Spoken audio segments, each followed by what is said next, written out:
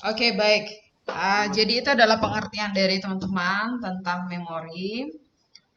Semuanya benar. Pada dasarnya memori di situ adalah media penyimpanan ya. Media penyimpanan, baik media penyimpanan untuk bisa kita kategorikan media penyimpanan eksternal maupun media penyimpanan internal. Ada yang bisa bersifat volatile, ada yang bersifat non volatile. Nah, dalam arsitektur komputer, memori di semua di semua jenis arsitektur komputer, baik itu ada von Neumann, RISC, CISC dan sebagainya, itu memori ini adalah bagian terpenting ya, seperti tadi siapa? Seran atau siapa? Sebastian ya. Sebastian Seran apa menekankan bahwa ini juga memori ini juga bisa untuk melakukan penyimpanan data yang ada pada yang sebagai tempat untuk menyimpan data pada saat proses penginputan data ya pada komputer. Nah, kita langsung saja untuk materi di sini. Yang pertama di sini adalah kita melihat tentang karakteristik dari memori ya. Untuk karakteristik dari memori, kita bisa lihat berdasarkan lokasi memorinya. Memorinya lokasinya di mana nih? Apakah memorinya itu media penyimpanan ya? Kalau kita terjemahkan ya, memori itu adalah media penyimpanan, gitu ya. Nah, lokasinya ini bisa lokasinya di mana? Apakah di uh, secara internal, eksternal, ataupun memori yang berada pada CPU.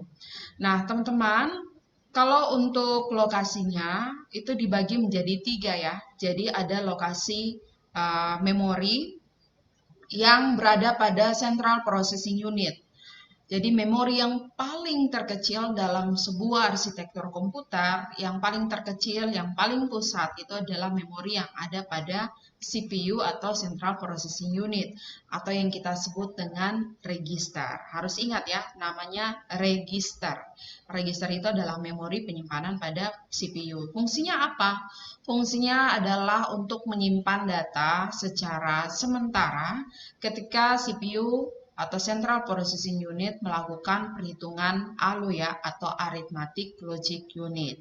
Jadi misalkan rumusnya ya, contoh sederhananya misalkan A sama dengan B tambah C dalam kurung ya, dalam kurung A tambah B dikali dengan D gitu ya. Nah, sementara proses A ditambah B ya disimpan dulu untuk dapatkan hasil secara sementara untuk dilanjutkan lagi proses berikutnya. Sampai proses yang terjadi pada CPU sudah berakhir, maka di saat itulah register akan melakukan output atau mengirimkan hasil perhitungan dari CPU, ya tentunya bus ya yang akan melakukan pengiriman data tersebut dari register atau dari CPU ke memori internal ya terlebih dahulu atau juga pun langsung ke memori eksternal. Nah, itu lokasi yang pertama ya, itu di CPU. Yang lokasi yang kedua di sini adalah internal. Internal di sini lebih kepada main memory. Oke, boleh saya tanya salah satu yang nomor absen tahu ya nomor urut absen teman-teman tahu? Apakah tahu nomor urut absen? Silakan. Apakah tahu nomor urut absen? Tidak, Ibu, tidak tahu, Ibu. Tidak tahu. Oke, coba silakan salah satu memberikan contoh untuk kita. Contoh dari internal memory atau main memory itu apa? Yang dimaksud dengan main memory menurut Anda itu seperti apa? Silakan salah satu. Tadi Saya Delsi Ibu, sudah, terus saya Ibu. Sebastian sudah, terus tadi siapa lagi yang bicara? Selain Delsi, Sebastian?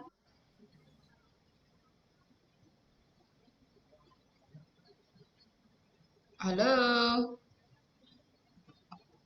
Ya, Trisno ya. Trisno juga tadi bicara ya, sudah ada 3 orang yang aktif ya dalam kelas ini. Oke, silakan. Si, hari ini zona aktif kata ibu nih. Bagaimana? Bagaimana? Halo? Halo ibu. Ya, bagaimana Batista?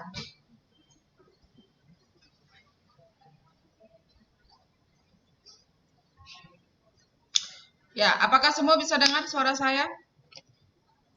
Bisa, Bu, bisa. Oke. Bisa, Bu. Ya, jadi tadi DLC, Sebastianus, Trisno, Batista juga sudah aktif ya. Nanti kalau yang aktif lagi silakan saya langsung kasih nilai untuk pertemuan ini ya di kelas. Oke, yang berikut di sini internal atau main memory ya. Kalau internal atau main memory di sini lebih kepada RAM ya. Ketika kita menggunakan ketika komputer dalam sebuah arsitektur komputer melakukan melakukan sebuah proses, misalkan menjalankan sistem operasi ya. Ketika menjalankan sistem operasi, maka dia butuh yang namanya internal memory atau main memory, gitu ya. Yang berikut di sini adalah lokasi memori yang berikutnya adalah lokasi yang sifatnya eksternal atau kita sebutnya secondary memory. Nah, kalau secondary memory, pertanyaan saya, apakah hard disk itu termasuk dalam internal atau eksternal memory? Silakan. Ada yang mau jawab? Eksternal, Ibu, termasuk eksternal. Eksternal memory. Eksternal, Bu. Anderson, internal. Siapa yang eksternal? Eksternal, Ibu, tadi. Oke. Oh, Anderson jawabnya sifatnya bisa internal, bisa eksternal ya. Oke, jadi nanti ada memori yang sifatnya sebagai main memory, ada yang sifatnya sebagai secondary memory atau eksternal. Ya, kalau hard disk sebenarnya dia masuk dalam kategori secondary memory ya. Kalau main memory kayak kita biasa sering sebut RAM, RAM-nya berapa? Kalau RAM atau chipset memory dan yang lainnya itu masuk ke main memory. Nanti kita lihat ya. Kemudian yang berikut karakteristik memori di sini bisa kita lihat berdasarkan kapasitas ya. Untuk kapasitas itu mulai dari yang paling kecil ada yang disebut dengan ukuran word. Jadi satuan word di sini adalah satuan alami dari organisasi memorinya ya. Kalau Anda belajar bahasa assembly, ketika Anda belajar bahasa assembly maka ada address pengelamatan memori yang benar-benar lebih spesifik kepada perangkat keras dari memori itu sendiri. Kemudian ada kapasitas dengan ukurannya itu berdasarkan banyaknya words ya, atau kita sebutnya berdasarkan byte ya. Ya, kalau byte berarti ukurannya dalam persatuan ya. Jadi ada yang paling kecil itu ada bytes ya. Kemudian yang berikut untuk satuan transfer. Untuk satuan transfer di sini ada kalau memorinya itu adalah memori internal, maka satuan transfer data adalah jumlah bit dari dalam sekali akses ya.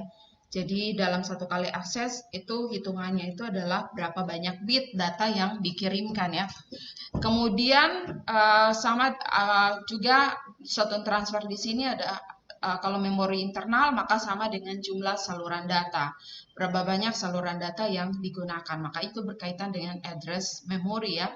Jadi ukuran word-nya berapa gitu ya. Mungkin lebih detailnya adalah ketika kita pelajari tentang assembly ya untuk pengadresan atau pengelamatan memori. Kemudian yang berikut kalau satuan transfer data memori berdasarkan memori eksternal, hitungannya di sini adalah dalam satuan blok.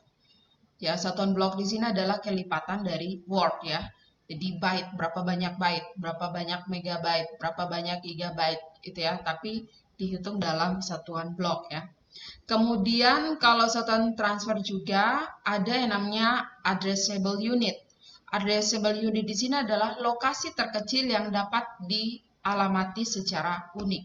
Jadi pengelamatan dalam memori itu ada lokasi-lokasinya ya, ada part-partnya, ada bagian-bagiannya. Untuk addressable unit juga secara internal biasanya sama dengan word ya, ukuran satuan word, dan untuk disk itu satuannya adalah cluster.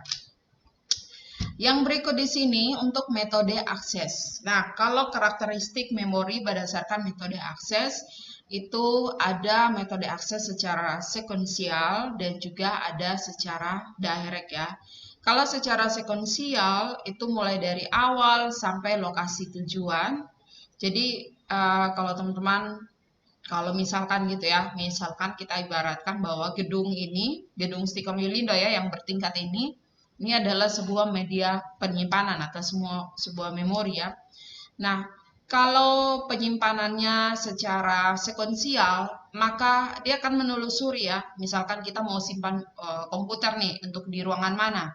Kalau secara sekuensial, maka dia akan mengurutkan, dia akan melewati semua ruangan per tangga, per ruangan, sampai menuju kepada alamat memori yang dituju. Itu secara sekuensial ya, jadi secara bertahap. Nah, waktu aksesnya itu tergantung pada lokasi data dan lokasi sebelumnya, gitu ya. Nah, contohnya itu media penyimpanan tab, gitu ya. Jadi, kalau media penyimpanannya tab, maka sifatnya adalah sekuensial. Kalau misalkan media penyimpanan ya, kalau ini kan kita bicara memori ya. Kalau misalkan media penyimpanannya misalkan compact disk atau CD, walaupun kita lihat kalau kita lihat mungkin itu secara sekuensial, secara direct ya, tapi pada dasarnya sebenarnya ada proses sekuensial yang didahului. Oke, jadi itu sekuensial ya, jadi menelusuri semua media penyimpanan atau semua alamat dalam media penyimpanan tersebut ya. Ya tergantung waktu aksesnya tergantung pada lokasi data dan lokasi sebelumnya. Misalnya sebelumnya itu di tahap B, kemudian lokasi tujuannya itu mau ke tahap D, maka waktu aksesnya lebih singkat. Tapi kalau misalkan lokasi sebelumnya head memorinya atau alamat terakhir yang dikunjungi itu di awal, kemudian posisinya di akhir ya berarti jarak penyimpanannya, waktu aksesnya semakin lama. Yang berikut di sini adalah metode akses secara direct ya. Ya, apakah dengar suara saya, Anderson, Aikoli? Dengar, Bu. Oke, baik. Yang berikut di sini adalah metode akses secara direct ya. Kalau untuk metode akses secara direct, maka setiap blok memiliki address yang unik ya. Setiap blok itu memiliki address yang unik. Teman-teman pernah melakukan defrag memori ya? Pernah? Ada yang pernah lakukan? Merapikan kembali memori ya? Ya, ketika teman-teman melakukan merapikan memori di situ secara virtual, secara visual ya, secara visual itu ditunjukkan. Ini, ya, secara visual itu ditunjukkan ini ada blok-bloknya, gitu ya. Jadi kalau secara direct maka setiap blok itu harus memiliki address yang unik ya. Kemudian pengaksesan dengan cara lompat langsung ke kisaran umum ya. Kayak misalkan ditambah dengan pencarian sekuensial. Jadi ada kombinasi ya antara sekuensial dan direct ya. Jadi misalkan hard disk gitu ya. Kalau hard disk ya media penyimpanannya secara direct ya. Jadi head dari pembaca memorinya itu misalkan kita mau langsung ke drive D gitu ya. Maka secara otomatis pengaksesnya itu akan melompat langsung ke area atau blok address memori yang ada pada bagian D gitu ya. Jadi secara general vicinity ya. Kemudian waktu aksesnya tidak tergantung pada lokasi dan lokasi sebelumnya. Artinya waktu akses untuk menuju ke sebuah lokasi penyimpanan data itu lebih cepat. Oke, yang berikut di sini ada secara random ya. Kalau tadi secara sekuensial, ada juga secara random. Untuk secara random di sini, maka setiap lokasi itu memiliki alamat tertentu. Kemudian waktu aksesnya tidak tergantung pada urutan akses sebelumnya. Contohnya RAM ya. Kalau random access memory itu metode aksesnya secara random. Kemudian ada asosiatif. Kalau untuk asosiatif, datanya dicari berdasarkan isi, bukan berdasarkan alamatnya ya. Ya asosiatif ya berarti sudah dikelompokkan ya. Sudah dilakukan pengelompokan sehingga pada saat proses pencarian atau pengaksesan memori pada media memori tersebut, lokasi atau waktu akses tidak tergantung pada lokasi atau pola akses sebelumnya.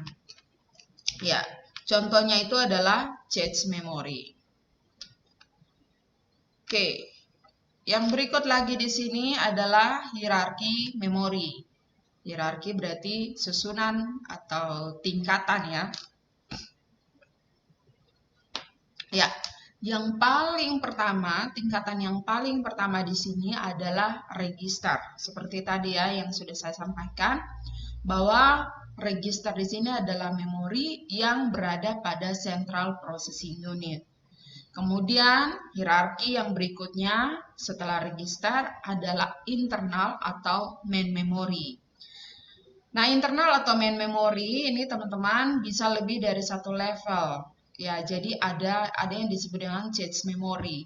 Biasanya kalau teman-teman menggunakan sebuah komputer, ada arsitektur komputer di mana ada penggunaan yang namanya cache memory. Cache memory di sini adalah bagian dari random access memory. Tujuannya adalah membantu main memory atau cache memory di sini membantu untuk mempercepat pengaksesan data. Jadi biasanya dikelompokkan, oh ini ada cache memory, bisa misalkan kita mau melakukan pencarian data untuk data RAM. Kalau kita melakukan pencarian data ya, misalkan CPU membutuhkan ya untuk melakukan pengoperasian arithmetic logic unit, maka data-data yang dibutuhkan tidak harus langsung diakses ke memori eksternal, tapi tentunya diakses dulu melalui main memory atau internal memory. Kemudian yang berikut di sini hierarki yang berikutnya adalah eksternal memory ya, atau penyimpanan cadangan. Nah, penyimpanan cadangan ini paling kebanyakan itu pada sebagian besar itu adalah hard disk ya. Hard disk itu masuk dalam external memory. Ada apalagi, ada memory card, ada compact disk, dan media penyimpanan flash disk, dan media penyimpanan lainnya. Oke.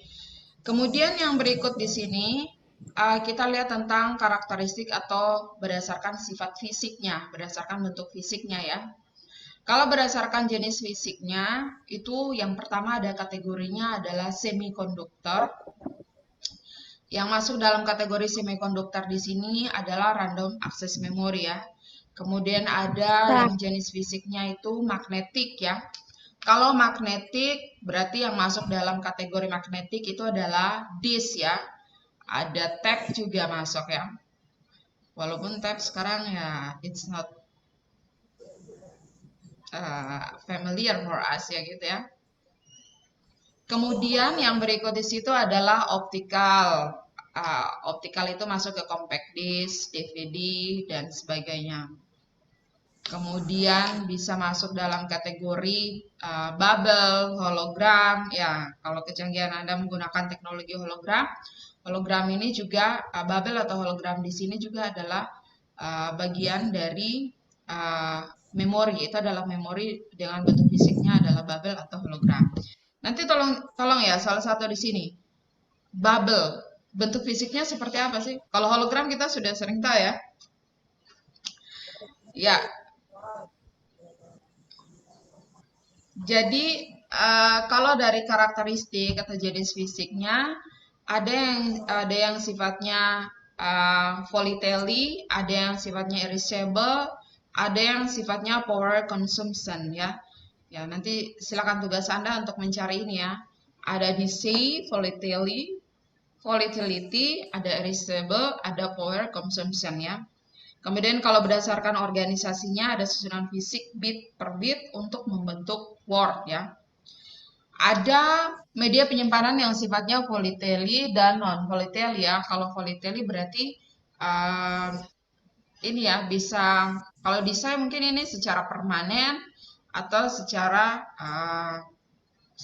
permanen dan apa lagi sementara ya, secara sementara atau secara permanen. Kalau volatile itu berarti bisa penyimpanan datanya itu jika ada arus dan bisa tidak ada arus. Kalau erasable itu bisa penyimpanan data dapat dihapus, ada juga yang tidak dapat dihapus.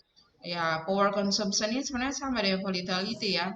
Jadi ada yang media penyimpanannya itu, kalau power consumption itu dia bisa melakukan penyimpanan data apabila kayak seperti hologram ini ya, bisa melakukan penyimpanan data jika ada arus gitu ya. Tapi kalau tidak ada arus maka tidak ada penyimpanan datanya tidak akan tersimpan, tidak akan bisa menyimpan memori atau data pada media tersebut. Oke, yang berikut di sini kendala dalam rancangan memori sebuah media penyimpanan. Yang pertama di sini adalah kapasitas atau capacity. Capacity is all about how much, berapa banyak data yang bisa disimpan. Yang kedua di sini adalah menyangkut kecepatan. Ya, time is money. Jadi kalau komputernya speknya bagus, memori RAM-nya bagus, kemudian dengan teknologi misalkan dengan penambahan register pada CPU-nya, maka prosesnya akan semakin lebih cepat untuk mengakses ataupun menerima ataupun menyimpan data ya. Dan tentunya yang berikut ini berkaitan dengan seberapa mahal ya perangkat memori tersebut. Oke, jadi tadi kita lihat hierarkinya secara garis besar ya, ada register, ada internal, ada eksternal. Kita lihat di sini secara spesifik hierarki dari memori itu mulai dari register, kemudian ada cache memory. Jadi sebelum masuk ke RAM ya teman-teman, sebelum masuk ke RAM biasanya ada kemarin kita pelajari tentang arsitektur komputer itu misalkan dari von Neumann ya, atau dari RISC atau CISC itu mereka menggunakan yang namanya cache memory. Nah cache memory di sini levelnya di bawah register ya, setelah media penyimpanan yang ada pada CPU. Kemudian yang berikut di sini adalah cache memory ya, L1 cache gitu ya, ada L2 cache ya. Ada L1 cache, ada L2 cache, kemudian baru masuk ke main memory. Dari main memory baru masuk level berikut adalah disk cache. Kemudian dari disk cache ada lagi baru masuk ke disk ya. Disk mungkin kita lebih spesifiknya atau lebih realnya adalah hard disk. Kemudian level yang di bawahnya lagi itu ada optical, kemudian di bawahnya lagi itu ada tab gitu ya. Kemudian ada yang tadi ada hologram gitu ya. Itu juga adalah bagian dari penyimpanan atau bagian dari memori. Ya.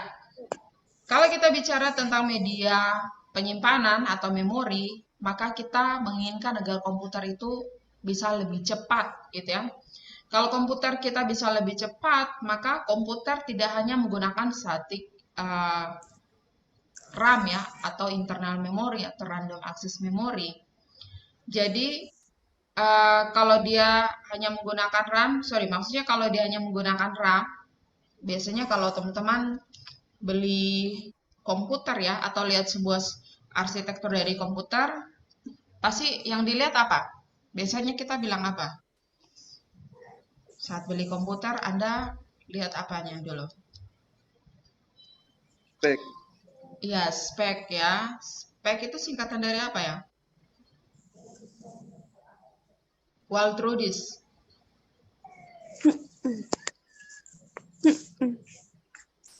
Siapa yang belum minum air ini? San. Yohanes Trisno. Spek itu apa? Apa itu spek?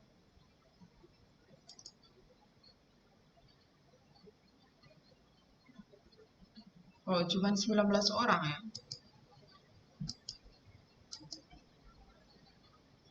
Ya, spesifikasi ya. Jadi tentunya kita pasti akan melihat, halo, apakah suara saya didengar? Dengar Ibu, dengar.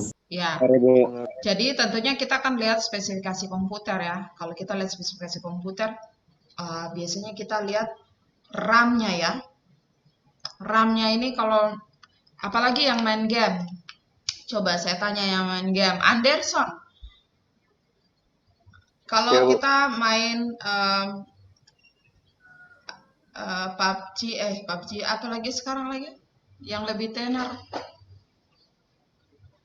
Free Fire. FF tuh. Oke, Free Fire. Legend. Kalau kita kita install Free Fire, kalau kita install Free Fire, oke, kita bicara komputer ya teman-teman. Komputer itu it's not about the PC, it's not not only laptop gitu ya, tapi komputer bergerak, handphone itu adalah komputer juga ya, komputer bergerak Anda.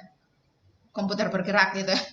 Oke, kalau Anda install Free Fire, berapa banyak memori yang bisa support gitu ya? Minimal memori yang bisa support RAM-nya berapa? Anderson. RAM 2 saya, Bu. RAM 2 bisa support, Ibu. 2 apa? 2 megabyte kok. 2 giga. 2 gigabyte. 2 gigabyte, Ibu. 2 gigabyte ya? Oh, RAM Ya, 2 gigabyte itu sudah bisa cepat ya running Free Fire-nya ya. Boleh, Ibu. ya Masih lag juga kalau 2 gigabyte. masih. Iya, Ibu. Ya, 3 pas. Oh, 3 ya? Asik. Yang punya memori 4 GB di HP-nya ada? ada, Bu. Saya, Bu. Oh, Anderson ya. Wes, orang kaya. Ya, jadi jadi ingin komputer cepat, ingin perangkat mobile, perangkat komputer kita cepat, tentunya kita butuh yang namanya misalkan kalau kita komputer tersebut hanya menggunakan static RAM, itu akan sangat cepat, tidak diperlukan cache. Oke, jadi sifatnya seperti itu ya. Jadi cache di sini sebenarnya dia membantu pekerjaan dari RAM itu sendiri ya. Tapi tentunya harus kompatibel ya. Saya belum terlalu tahu. Nanti mungkin teman-teman bisa mencari tahu untuk kita gimana nih cara kerja dari cache dengan RAM ya. Kalau berdasarkan locality of reference, selama berlangsungnya eksekusi suatu program, referensi memori cenderung untuk mengelompok atau cluster ya. Jadi ada loops ya, ada pengelompokan data ya. Jadi misalkan kalau RAM itu ketika kita jalankan sistem operasi, pertama kali RAM digunakan itu adalah ketika sistem operasi itu running ya, atau istilah pada saat pertama itu apa lagi namanya? Host gitu ya. Pada saat komputer pertama dihidupkan, apa yang dilakukan oleh komputer? Ada yang tahu? Booting, Ibu. Booting. Ketika lakukan booting, maka dia akan lakukan apa? Pause ya, pengecekan gitu ya. Lupa saya istilahnya apa. Ya. Kita masuk di sini lagi tentang memori semikonduktor ya. Kalau tadi ini berdasarkan fisik ya, jenis fisik dari memori. Yang pertama di sini adalah memori semikonduktor. Kalau memori semikonduktor yang masuk dalam kategori memori semikonduktor di sini, salah satunya di sini adalah random access memory ya. Dan ada juga ada juga penamaan yang salah karena semua memori itu semikonduktor ya. Random access ya. Ya termasuk ROM ini juga ya. ROM ini juga masuk dalam. Tapi kalau ROM ini sebenarnya ya walaupun ROM ini dia punya listrik, punya asupan power absorption sendiri ya. Kalau power absorption dari ROM apa? Motherboardnya supaya bisa tetap menyimpan fungsi-fungsi dari perangkat komputer, apa namanya? Ada yang tahu? Biasanya kalau gejala paling umum, tanggalnya tidak tersimpan. Berarti kita harus ganti apa? Di komputernya. Ada yang tahu kah? Halo? Ya, Bu. Apa Anderson? Halo Ibu. Halo Bu. Ya, apa Delviana? Kenapa banyak orang telepon?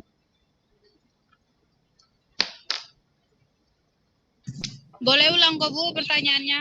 Aduh, kemana saja kau berada? Ya, jadi kan kita sering sebut itu baterai BIOS ya. Kalau baterai BIOSnya sudah haus, maka sebenarnya itu mengganggu ya sistem dari perangkat memori juga ya yang ada pada sebuah komputer. Nah, kalau RAM di sini sifatnya itu adalah bisa membaca, bisa juga ditulis ya, bisa juga data diakses, bisa juga data disimpan ya. Kemudian sifatnya adalah volatile ya, harus ada arus listrik ya. Kemudian penyimpanannya sementara dan sistem pengaksesannya ya sifatnya adalah statis dan juga bisa dinamik ya. Kemudian yang berikut di sini adalah dynamic RAM. Kalau dynamic RAM, bentuk fisiknya di sini, bitnya tersimpan berupa muatan dalam kapasitor ya. Nah, ini muatan dapat bocor, perlu direfresh, konstruksinya sederhana, ukuran per bitnya kecil, murah, perlu refresh sirkuit, lambat, dan masuk kategori main memory. Oke, nanti kita lihat contoh-contohnya ya. Ada juga yang sifatnya adalah statis RAM ya. Kalau statis RAM berarti bitnya disimpan sebagai switch on atau off. Ya, kalau Anda gunakan sebuah memori ada ya, ada pengait untuk switch untuk hidup dan mati ya, untuk penggunaan memori ya. Dan lain sebagainya. Kemudian ada jenis ROM ya. Oke, bedanya ROM dengan RAM apa ya? Van der Heijden. Silakan Van der Heijden.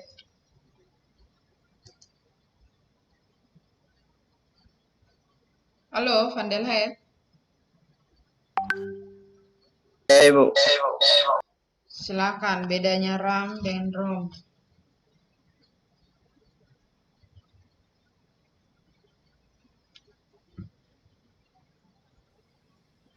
Beda kapasitas penyimpanan, Bu.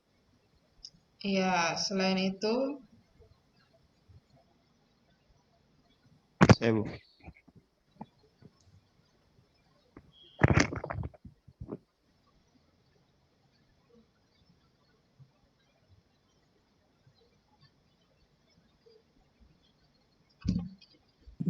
Saya Ibu mau jawab.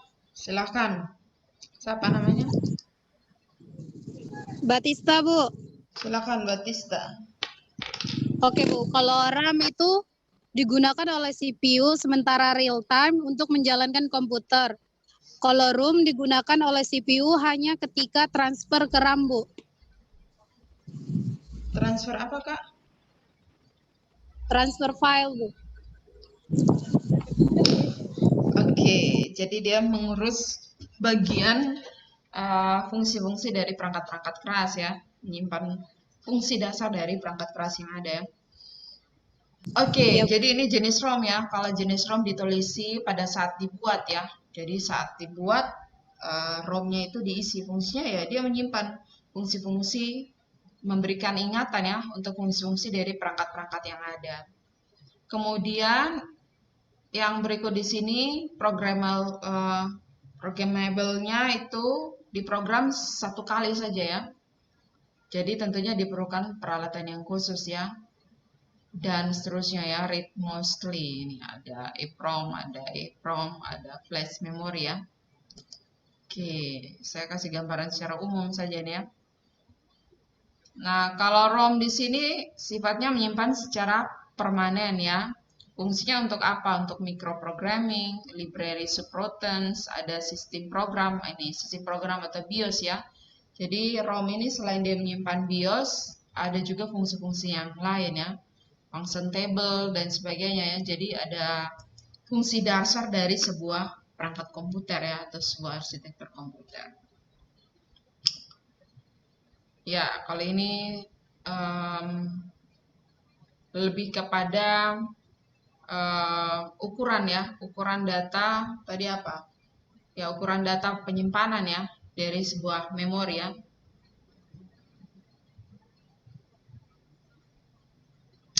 Ya, misalkan di sini ya, 16 megabit chip dapat disusun dari 1 miliar kali 16 bit word ya. Kalau misalkan kita kan misalkan ketik A saja seperti itu, kalau kita transfer sampai ke bilangan biner itu dia sampai berapa digit? Ada yang tahu?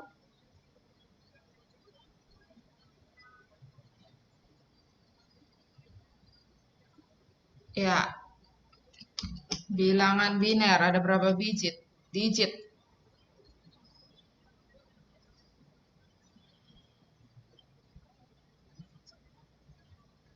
Clemens.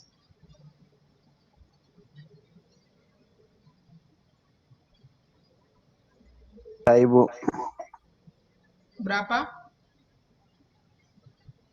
Ada 2, Ibu. Ada 8, Ibu. Ya, kalau 2 itu 0 dan 1 ya. Ya, ada 8 digit ya. Jadi kalau Ya, kita Bu. misalkan ketik Batista, wow itu ada banyak bit ya, ada banyak word ya yang disimpan ya. 1 bit atau chip memiliki 16 slots dengan bit ke-1 dari setiap word berada pada chip 1. Nah, ini nanti lebih detailnya di assembly ya. 16 bit chip dapat disusun dari array 2048 kali 2048 kali 4 bit. Ini ya, polanya seperti ini. Oke, untuk mengurangi jumlah address pin, multiplex row address dengan kolom dikalikan ya. Address row dengan address kolom. Jadinya 11 pins untuk address misalkan 2 pangkat 11 berarti ada 2048 bit ya. Dan seterusnya. Oke, ini kita hanya mengantar saja ya, supaya teman-teman bisa ada sedikit paham bahwa sebenarnya begitu kompleks ya untuk organisasi atau manajemen atau pengaturan sistem dari sebuah memori ya. Nah, ini ada sistem refreshing ya. Oke, ini ada contoh DRAM ya. Ada contoh DRAM, ada contoh packagingnya seperti apa. Ada organization module. Ini organization module ya untuk melakukan addressing ya. Addressing pada perangkat memori ya.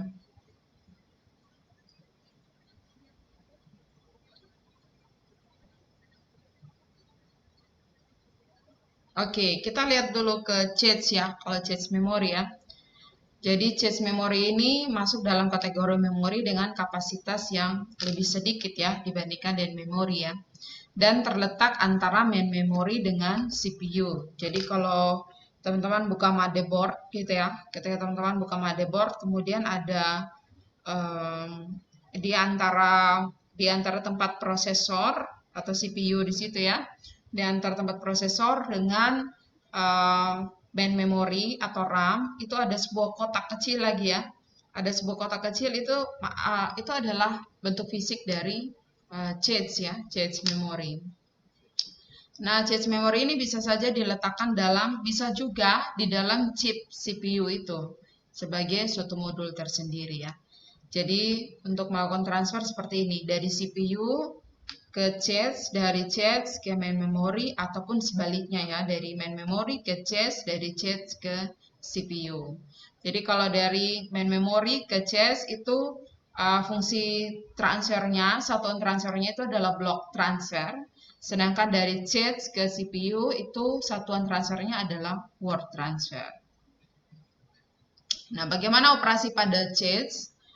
Jadi sistemnya gini, CPU meminta isi data.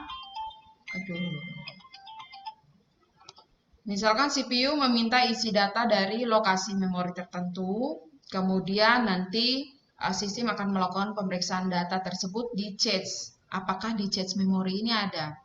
Kalau di cache memori ini ada, maka data tersebut akan diambil dari cache, maka kecepatannya cepat ya. Waktu aksesnya itu adalah cepat.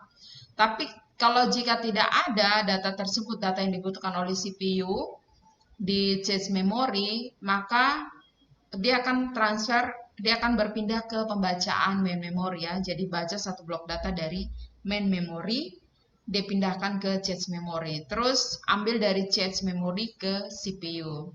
Jadi cache memory ini berisi tag untuk identitas blok dari main memory yang berada di cache memory.